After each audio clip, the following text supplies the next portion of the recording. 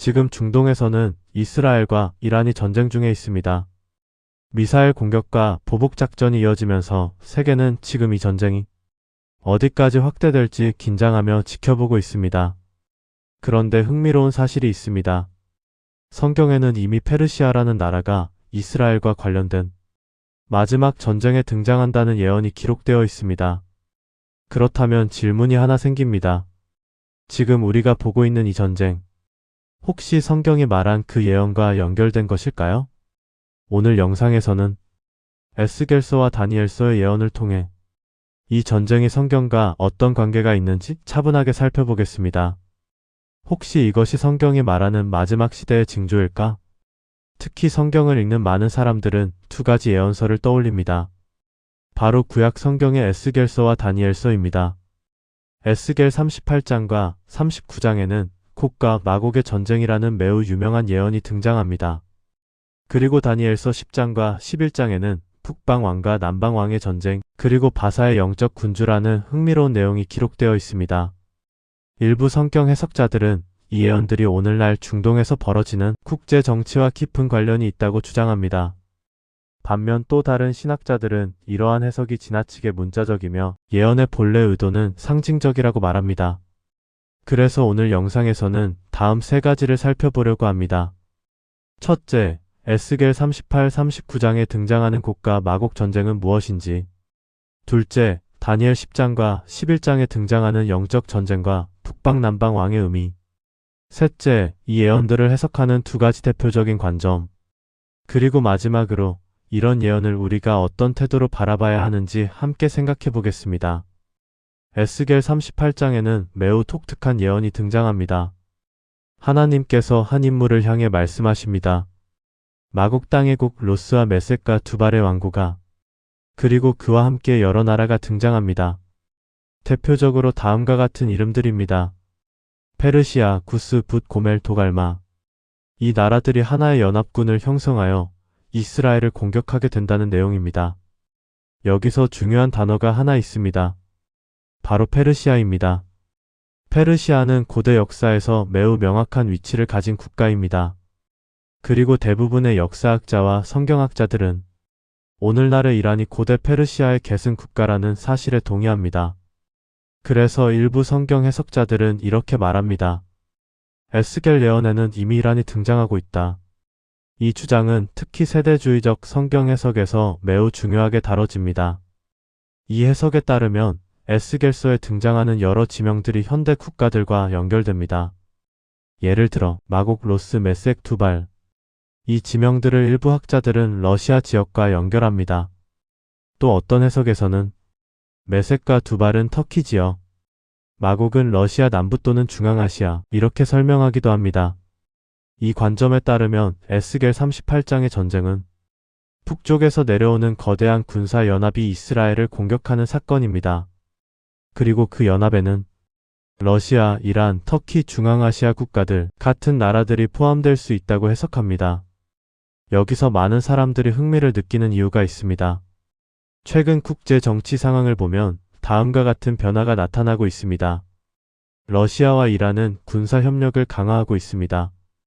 특히 드론 기술, 군사 장비, 경제 협력 등 다양한 분야에서 관계가 깊어지고 있습니다. 또한 터키 역시 중동 정치에서 매우 중요한 역할을 하고 있습니다. 이런 흐름을 보면서 일부 기독교 해석자들은 이렇게 주장합니다. 에스겔이 말한 북방 연합군이 형성되고 있는 것 아닐까? 물론 이것이 실제로 성경 예언의 성취인지에 대해서는 매우 다양한 의견이 존재합니다. 그래서 다음으로 우리는 다니엘서를 살펴보겠습니다. 다니엘 10장은 매우 특별한 장입니다. 다니엘은 금식하며 기도하고 있습니다. 그때 한 천사가 나타나서 놀라운 이야기를 합니다. 천사는 이렇게 말합니다. 내가 온 지 21일 동안 바사의 군주가 나를 막았고 미카엘이 와서 나를 도왔다. 여기서 등장하는 인물이 바로 바사의 군주입니다. 많은 성경학자들은 이것이 인간왕을 의미하는 것이 아니라 영적 존재를 의미한다고 해석합니다. 즉 국가 뒤에는 영적 세력의 전쟁이 존재할 수 있다는 것입니다. 이 장면은 성경에서 매우 독특한 장면입니다. 천사가 말합니다. 바사의 군주와 싸우고 있었다. 그리고 또 이렇게 말합니다. 헬라의 군주가 올 것이다. 이것은 단순한 정치 이야기가 아니라 영적 세계의 충돌을 묘사하는 장면입니다. 일부 신학자들은 이 구절을 통해 다음과 같은 개념을 설명합니다. 국가, 정치, 역사. 이 모든 것 뒤에는 보이지 않는 영적 전쟁이 존재할 수 있다는 것입니다. 그래서 어떤 기독교 해석자들은 이스라엘과 이란 사이의 갈등을 단순한 국제 정치 문제가 아니라 영적 전쟁의 일부로 이해하기도 합니다. 다니엘서에서 가장 복잡한 예언 중 하나가 바로 11장입니다. 여기에는 북방왕과 남방왕이 계속 등장합니다. 역사적으로 많은 학자들은 이 구절이 헬라 제국 이후의 역사를 매우 정확하게 설명하고 있다고 말합니다. 특히 셀레우코스 왕조, 프톨레마이오스 왕조, 이 두 세력의 전쟁이 매우 상세하게 기록되어 있습니다. 흥미로운 점은 실제 역사와 놀랍도록 일치한다는 것입니다. 그래서 많은 성경 연구자들은 이렇게 말합니다. 이미 성취된 예언이 이렇게 정확하다면 아직 남은 예언도 실제로 이루어질 수 있다. 다니엘 11장의 후반부는 해석이 매우 다양합니다. 어떤 학자들은 이것이 안티오쿠스 에피파네스 시대까지 이미 성취되었다고 말합니다. 하지만 다른 학자들은 이렇게 주장합니다. 후반부는 아직 이루어지지 않았다. 이 해석에 따르면 마지막 시대의 북방 세력과 남방 세력 사이의 거대한 충돌이 다시 등장할 수 있습니다. 그래서 일부 사람들은 중동의 정치 지형을 보면서 이런 질문을 합니다. 이것이 다니엘이 말한 마지막 전쟁일까? 여기서 매우 중요한 점이 있습니다. 성경 예언은 한 가지 방식으로만 해석되는 것이 아닙니다. 대표적으로 두 가지 큰 관점이 존재합니다. 첫 번째는 문자적 해석, 세대주의 관점입니다. 에스겔의 곡과 마곡 전쟁은 실제 미래의 전쟁이다.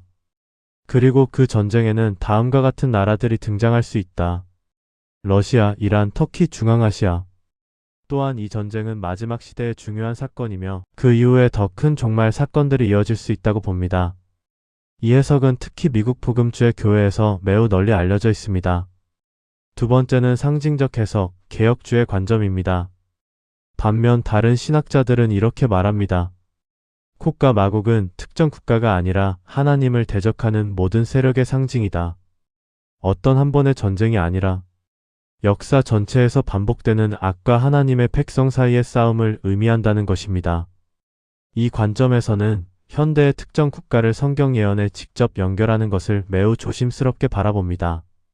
그렇다면 우리는 이런 예언을 어떻게 바라봐야 할까요? 예수님은 마태복음 24장에서 이렇게 말씀하셨습니다. 전쟁과 전쟁의 소문을 듣겠지만 두려워하지 말라. 예수님은 전쟁이 일어날 수 있다는 사실을 말씀하셨지만 동시에 두려움에 빠지지 말라고 강조하셨습니다. 성경 예언의 목적은 사람들을 공포에 빠뜨리는 것이 아니라 하나님을 더 신뢰하고 깨어있는 삶을 살도록 도와주는 것입니다. 마지막으로 우리가 기억해야 할 것이 있습니다. 중동에는 단순히 정치와 군사만 있는 것이 아닙니다. 그곳에는 수많은 사람들이 살아가고 있습니다.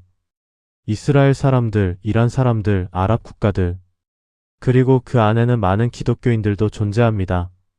이란은 현재 기독교가 매우 어려운 환경에 있지만 동시에 가장 빠르게 교회가 성장하는 지역 중 하나로 알려져 있습니다.